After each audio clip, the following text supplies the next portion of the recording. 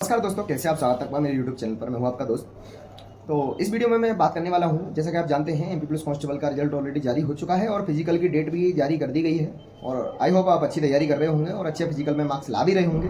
तो अपनी तैयारी को करते रहिए ज़ोर शोरों से, ठीक है ना। तो जैसे ही बारिश खत्म हो जाएगी, मतलब अगले महीने से ही आपका फिजिकल स्टार्ट हो जाना है, तो अब आपके पास ज़्यादा समय नहीं बचा है, तो तैयारी को और ज़्यादा अपग्रेड कर दीजिए।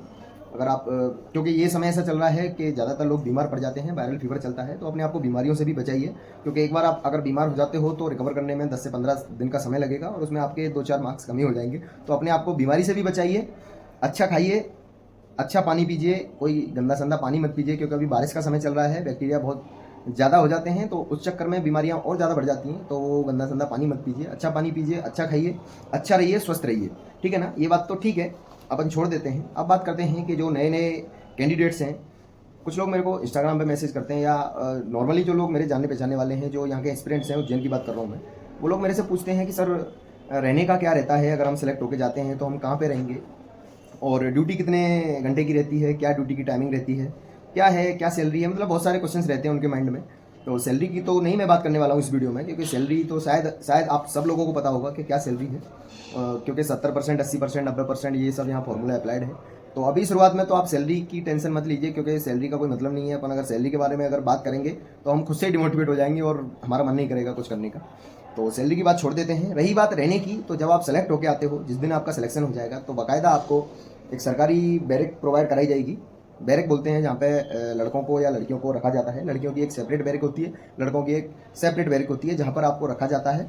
लेकिन जब तक आप नवारक्षक होते हैं, रिक्रूट होते हैं, जब तक आपकी ट्रेनिंग नहीं हो जाती है, बस आपके ऊपर इतनी पाबंदी होती है कि आप उस कैंपस को छोड़ के नहीं जा सकते हो। जहाँ पे आप रहते हो वहाँ आपको कभी भी आके चेक किया जा सकता है आपके पदाधिकारियों द्वारा, ठीक है ना। तो ऐसी गलती ना करें। अगर आप रात को या दिन को कभी भी आप बिना बताए अगर कैंपस छोड़ते हो और आप वहाँ पर नहीं पाए जाते हो, आप बेशक आप ड्यूटी पर नहीं हो, सुबह ड्यूटी करके आए हो, शाम को ड्यूटी आपने करी है, आप ड्यूटी से ऑफ हो, तब भी आपकी गैरहाजिरी दर्ज की जाएगी, मतलब आप अनुपस्थित माने जाओगे नौकरी से, ठीक है ना। तो ऐसी गलती ना करें। शुरुआत में बहुत से लोग गलती करते हैं, उनको नहीं पता होता है कि अगर हम यहाँ से चले जाएंगे, अगर हमने मान लीजिए सुबह 4 घंटे का काम कर लिया या शाम को 4 घंटे का काम कर लिया और अपन इधर उधर हो जाते हैं, अपन ऐसा सोच लेते हैं कि हमारी तो ड्यूटी खत्म हो गई, अब हम फ्री हैं। तो शुरुआत में जब तक आपकी नौकरी, मतलब पकने का क्या बोल रहा हूँ मैं, जब तक आप ट्रेनिंग नहीं कर लेते हो, उस समय तक आप कभी ड्यूटी से ऑफ नहीं होते हो, और पुलिस कभी ड्यूटी से ऑफ भी नहीं होती है, ये भी है। और ट्रेनिंग के बाद भी अपन अपना जिला नहीं छोड़ते हैं। जिस जिले में अपन पदस्थ हैं उस जिले को हम नहीं छोड़ते हैं जब तक हम अपने अधिकारियों से परमिशन नहीं ले लेते हैं।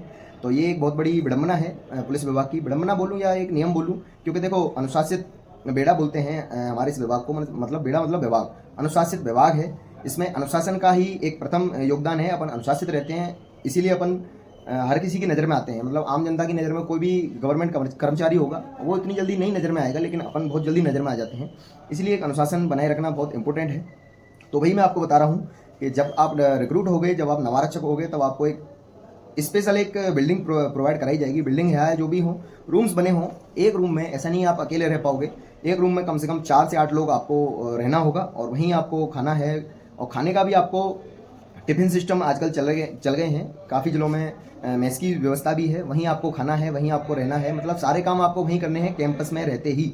और ड्यूटी का जो है सुबह शाम का, वो आपको पीटी परेड का पीरियड्स जैसे चलते हैं ट्रेनिंग सेंटर में, वही आपको यहाँ जिलों में करने हैं।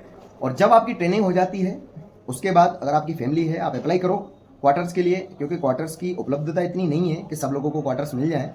तो ज़्यादातर लोग अपने किराए के रूम से रहते हैं। तो जब आपकी ट्रेनिंग हो जाएगी, बाकायदा आप परमिशन लीजिए कि अपन बाहर रहना चाहते हैं, किराए से रहना चाहते हैं, और किराए का एक परमिशन लेने के बाद आप एचआरए के लिए अप्लाई कर सकते हैं। बिना ट्रेनिंग के आप एचआरए के लिए अप्लाई नहीं कर सकते हो। आपको हाउस रेंट अलाउंस बिना ट्रेनिंग के नहीं मिलने वाला है। आप ट्रेनिंग कर लोगे, आप बाकायदा एसपी साहब से परमिशन लोगे, एसपी साहब परमिशन देंगे, तब जाके आप बाहर रहने की पात्रता रखते हो और एचआरए की पात्रता भी रखते हो। बाकी क्वार्टर्स बने हुए हैं, अगर आपको क्वार्टर मिल रहा है, बहुत अच्छी बात है। 1 BHK शायद 2 BHK जो भी मिलता है, अच्छे क्वार्टर बने हुए हैं, क्योंकि नए नए क्वार्टर हैं हर जिले में। तो मैंने जितने जिले देखे हैं, मैंने तो अभी नए क्वार्टर ही बनते देखे हैं। मतलब जो नई बिल्डिंग बनी है, मतलब ब्लॉक्स बने हैं, A block, B block, C block, D block, जो भी ब्लॉक बने हुए हैं वो बहुत शानदार बने हुए हैं। बाकी पुरानी बिल्डिंगों की बात की जाए तो वो अलग एक मैटर है, वो पुराना ज़माना अब बदल चुका है, नया ट्रेंड चल रहा है। तो अब ब्लॉक मल्टियाँ मिलने लगी हैं, और वो जो मल्टी रहती है उनमें जो क्वार्टर मिलते हैं वो बहुत शानदार होते हैं। मतलब एक आपको अच्छी फीलिंग आएगी वहाँ पे अगर आप रहोगे तो रहने का तो ये सिस्टम है। और रही बात ड्यूटी की, तो ड्यूटी देखो, पुलिस का कोई फिक्स टाइम नहीं है। कभी भी आपको ड्यूटी जाना पड़ सकता है। बाकी ड्यूटी भी कई प्रकार की होती हैं, जैसे कि आप ऑफिशियल ड्यूटी कर सकते हो। ऑफिस का एक एग्जैक्ट समय होता है कि सुबह 9 बजे जाओगे, 5 बजे आप फ्री हो जाओगे। और ऐसा नहीं है कि आप अगर ऑफिस में ड्यूटी करोगे तो 9 से 5 ही ड्यूटी करोगे। उसके बावजूद भी अगर आपको कोई येलो ड्यूटी आती है या कोई वीवीआईपी ड्यूटी आती है तो वहाँ भी आपको जाना पड़ सकता है। ऐसा नहीं है कि आपने सोच लिया कि हम ऑफिस में ड्यूटी कर रहे हैं तो हमको कोई ड्यूटी नहीं करनी है, क्योंकि आप पुलिस में हो और पुलिस में आप जीडी में भर्ती हो। जीडी में आपको हर ग्राउंड ड्यूटी करनी होगी। जो भी ड्यूटी आपको मिलेगी वो आपको करनी पड़ेगी। आप मना नहीं कर सकते हो कि ये ड्यूटी हम नहीं कर सकते हैं, ठीक है, क्योंकि आपने हर चीज़ सीखी है, आपने हथियार चलाना सीखा है, आपने हर वो चीज़ सीखी है जो एक थाने वाली पुलिस करती है, तो आपको सब करना पड़ेगा, ठीक है ना। और रही बात थाने की, तो थाने का एक अलग टाइमिंग होती है, मतलब ज़मीन और आसमान का फ़र्क होता है। एक ऑफिस की नौकरी और एक थाने में फील्ड की नौकरी, दोनों में ज़मीन आसमान का अंतर होता है। तो टाइमिंग का भी ज़मीन आसमान का अंतर होगा। वहाँ आप अगर 8 घंटे ड्यूटी कर रहे हो तो थाने में आपको मिनिमम 12 घंटे आपको ड्यूटी करनी है। 12 घंटा ड्यूटी का मतलब ऐसा नहीं है कि आप उससे हताश हो जाओ बोल के अरे यार इतनी ड्यूटी कौन करेगा पुलिस में। जब आप पुलिस में भर्ती होकर जाओगे, जब आप ट्रेनिंग करोगे, 1-2 साल सेवा प्रदान करोगे जनता के लिए, तो आपका खुद का मन करेगा आपका ड्यूटी करने का। पहले हमारा भी नहीं करता था, लेकिन अब हमारा भी मन करता है ड्यूटी करने का, और हम ड्यूटी करते भी हैं और करनी भी चाहिए, जिसके लिए हम भर्ती हुए हैं।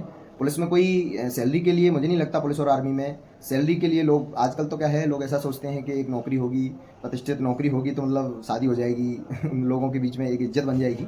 बाकी नौकरी का मतलब सेवा है, जनता की सेवा के लिए अपन भर्ती होते हैं। तो उसको अगर आप सोचोगे तो आपको कभी बुरा नहीं लगेगा कि हम इतनी ड्यूटी क्यों कर रहे हैं, क्या कर रहे हैं। और अभी आप मेरे ये सब ध्यान में रखना कि जब आप थाने में नौकरी करोगे और कभी अगर कोई समस्या है ऐसी, आपको लग रहा है कि मतलब अब हम ही हैं यहाँ पे, हमारे अलावा कोई भी नहीं है, सब लोग इधर उधर लगे हुए हैं, तो आप भी 2-4 घंटे नौकरी करने में आप कभी कतराओगे नहीं। आप खुद से सोचोगे कि हाँ यार इन लोगों की सुरक्षा वाली बात है तो हमें करना चाहिए। तो ये सब चलता रहता है, टाइमिंग का कोई टेंशन मत लेना आप। अगर नौकरी ज़्यादा करवाते भी हैं तो पर्याप्त समय भी मिलता है। ऐसा नहीं है कि आपको सोने का समय नहीं मिलेगा। 1-2 दिन अगर कठिन नौकरी हो भी जाती है तो 2-4 दिन फिर सरल नौकरी भी हो जाती है। तो सब बैलेंस है, कोई दिक्कत वाली बात नहीं है। ऐसा बोलते हैं लोग कि भाई पुलिस की नौकरी में समय नहीं मिलता है, हम परेशान हैं, ऐसा है वैसा है, कुछ भी टेंशन लेने की बात नहीं है। आप भर्ती होके आओ, मस्त अच्छी सैलरी भी मिलती है, ऐसी बात नहीं है कि आपको सैलरी नहीं मिलेगी, ठीक है ना।